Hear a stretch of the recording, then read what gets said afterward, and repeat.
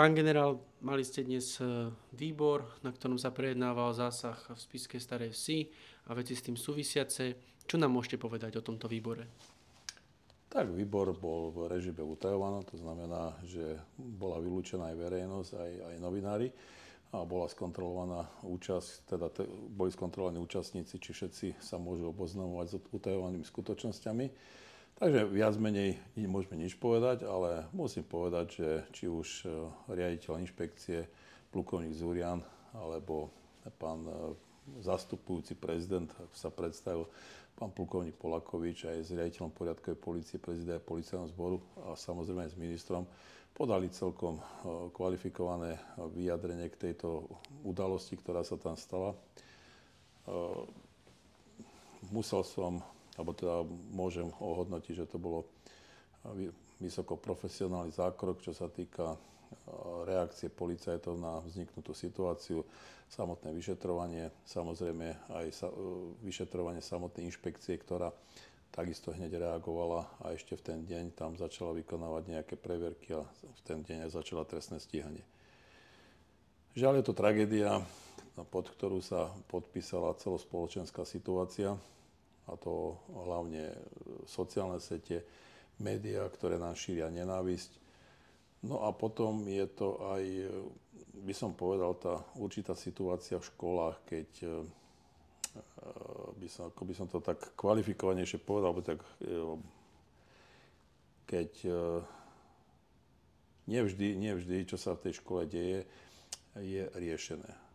Ja som napríklad v priebehu svojej praxe zistil, že učitelia nevedia rozoznať, čo je trestný čin alebo čo je priestupok a nevedia to nejakým spôsobom vyhodnotiť, pretože podľa môjho názoru už každé šikanovanie hraničí s niektorým z týchto trestných činov a pokiaľ by napríklad učitelia podali trestné oznámenie alebo takéto konanie oznámili, tak polícia koná.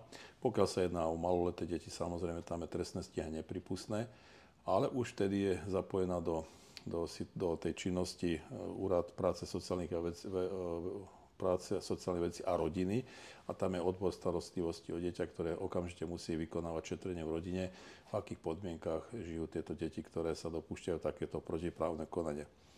Lenže školy asi niektoré nechcú takéto veci riešiť, pretože sa boja, že prídu do konfliktu s rodičmi, že prídu do konfliktu s rodičmi v tom, že zoberú dieťa zo školy a tým pádom prídu o peniaze, ktoré sú pridelené na tohto žiaka do tejto školy. Takže tu taký celkový súbor o tých možností, ktoré toto všetko ovplyvnili a toto treba do budúcnosti nejakým spôsobom riešiť.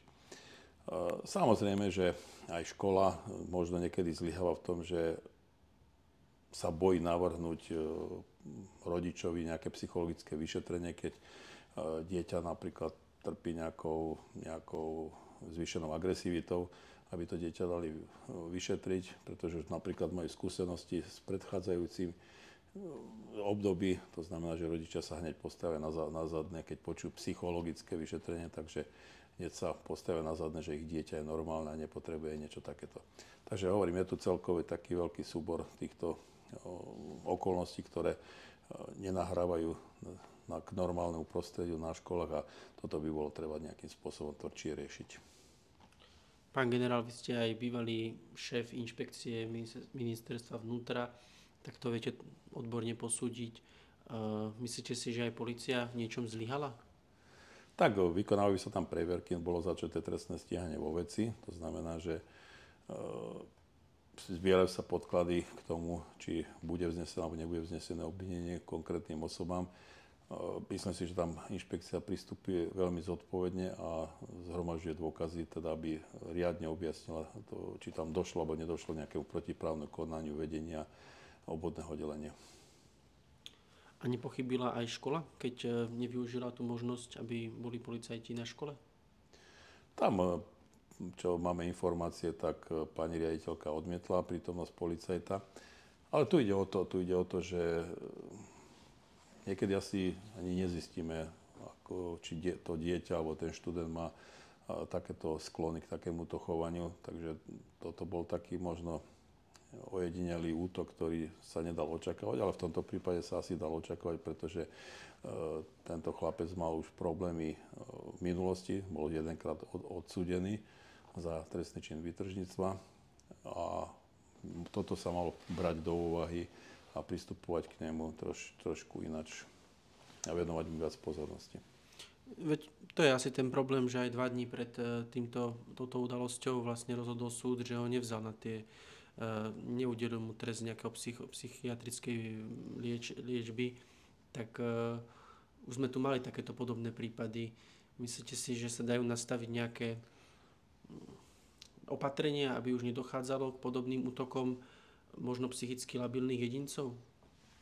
Tak určite tu musí vstúpiť do hry škola so svojimi pedagógmi, pretože pedagógovia majú určité znalosti aj psychológie, keď to študovali. Samozrejme, väčšia spolupráca s rodičmi. Rodičia sa podľa mňa nemusia bať, napríklad keď sa ich dieťa pošle na psychologické vyšetrenie, to je viac menej pomoc pre tých rodičov, aby teda vedeli, ako postupovať ďalej vo výchove. A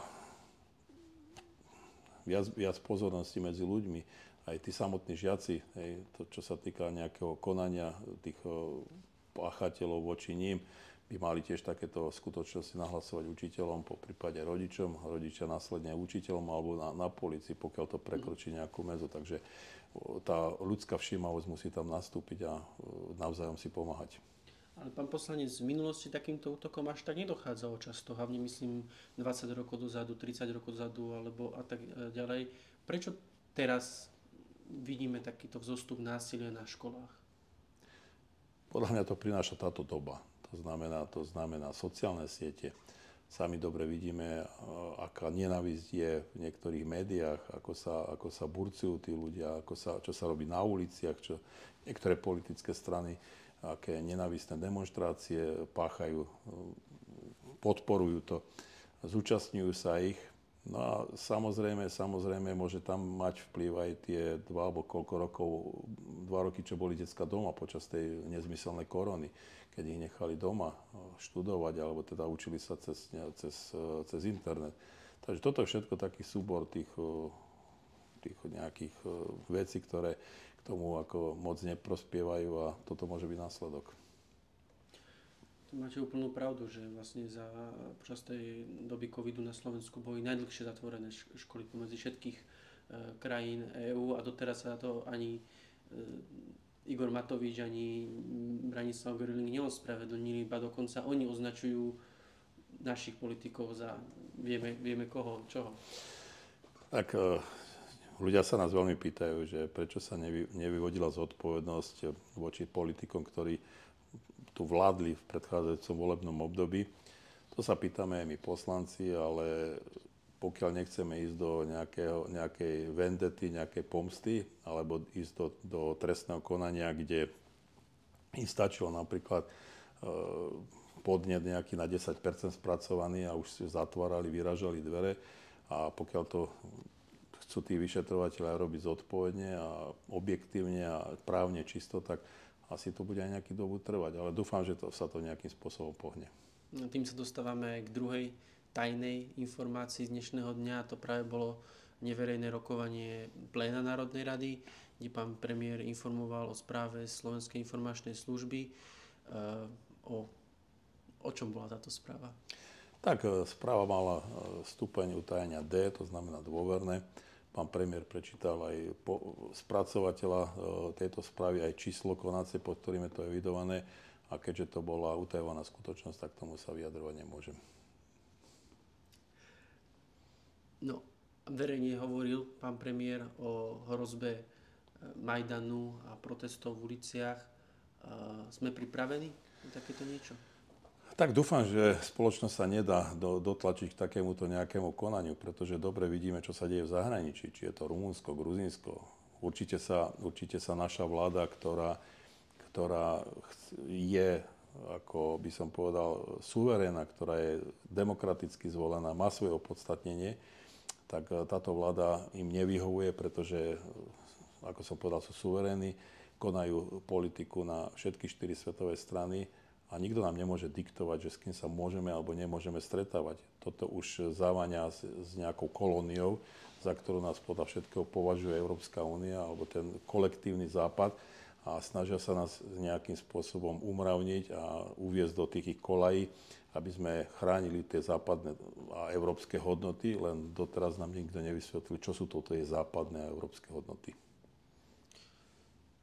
Takže myslíte si, že to zvládneme, aj naša polícia? Ja si myslím, že sa to zvládne, pretože tých pár kriklúňov, ktorí tam chodia čítať už pripravené texty a burcujú tamto obyvateľstvo, tak myslím si, že sa to dá. Ostatní normálne zmyšľajúci ľudia, ktorí chodia do práce, starajú sa o rodiny, tak nechcú tu nejaký nezmyselný prevrat a nastolovať tu nejaké iné poriadky. Sme demokratická krajina založená na nejakých hodnotách, takže nič by sa tu nemalo meniť a nepríjmať nejaké západné európske hodnoty. Sami dobre vidíme, kam kráča napríklad Nemecko, hej, vďaka migrácii, kam kráča Francúzsko, kam kráča Anglicko. A už ľudia sa na to pozerajú tak, že tieto krajiny zhynú a ich kultúra zhynie na tejto riadenej migrácii, ktorá sa tu v Európe deje. Pán generál, ďakujem vám veľmi pekne. Ďakujem.